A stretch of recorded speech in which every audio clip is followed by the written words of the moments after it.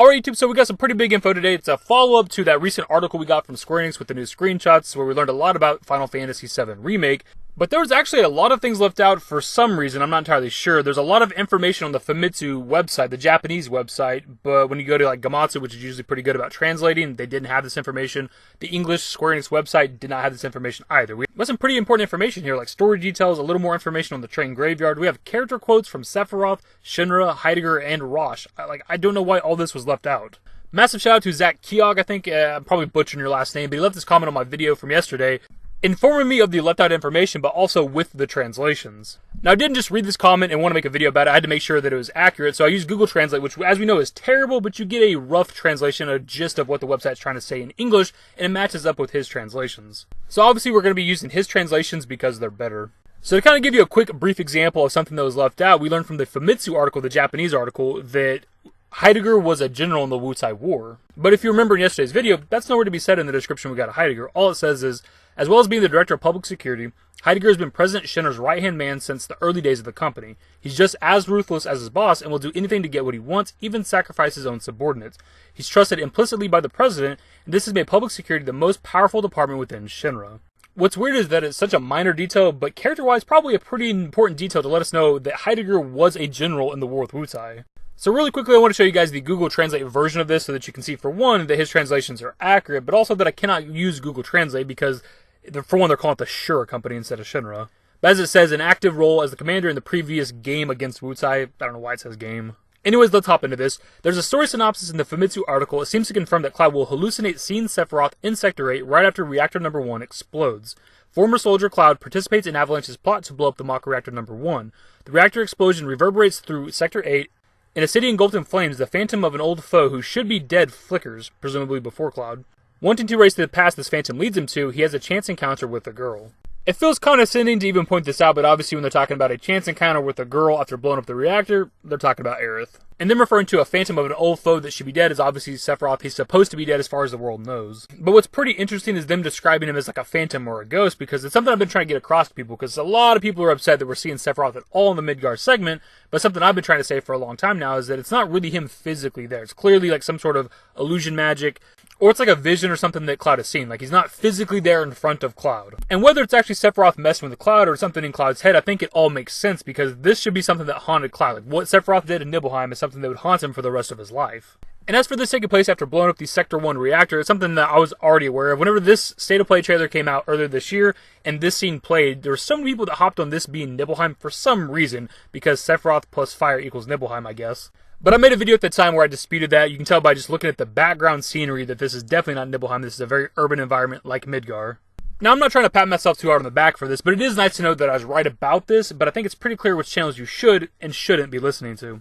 Like, comment, subscribe.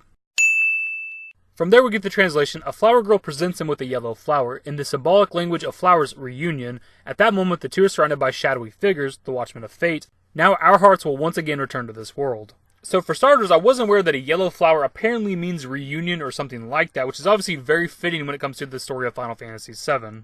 But I like that they're giving the flower some sort of meaning or symbolism in this game, because if it was like that in the original game, I was not aware.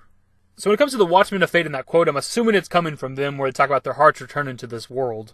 Now when it comes to them, I've never known quite what to think, because they're obviously a new addition, but I've always got the vibe that they were maybe the modern interpretation of the cloaked, robed figures from the original game.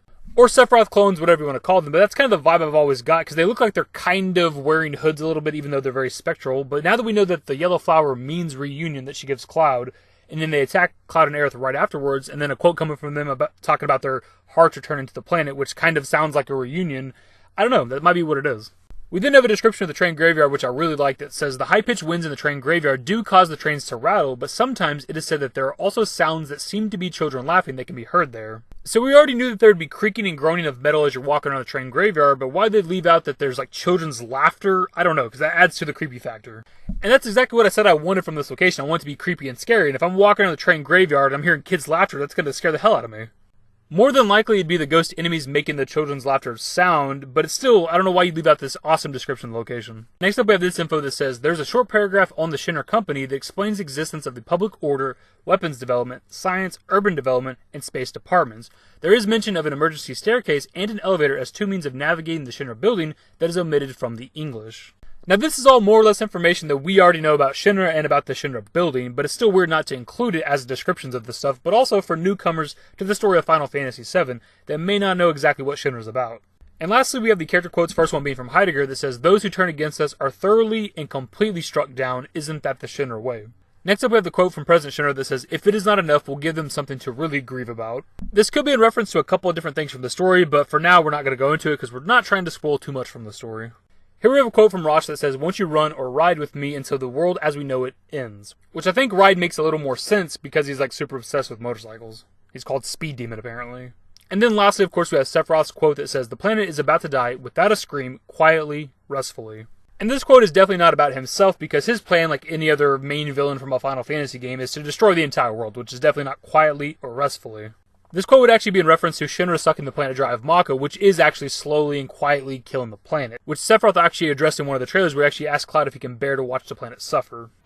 Can you bear to see the planet suffer, Cloud? And that'll wrap up all the new information we got from the Famitsu article that I guess somehow got lost in translation. I don't know. I don't understand why you wouldn't translate everything. We actually got quite a bit of info out of this. This is a longer video than I expected it to be. Again, big shout out to Zach, that last name, for letting me know about this, because there's a lot of good information here. Not sure if any other channels have talked about this or covered this, but I thought I'd bring you guys this information because I'm trying to cover every bit of details that is out there for Final Fantasy VII Remake. By the way, I passed off to you guys in the comment section. Hopefully you enjoyed the video. If you did, give it a thumbs up. Subscribe to the channel if you guys are new and want to update more Final Fantasy VII Remake content. Turn on notifications. Follow me on Twitter at TheDashingDude. I'm a Discord. Links to my social networks are in the description and in the outro.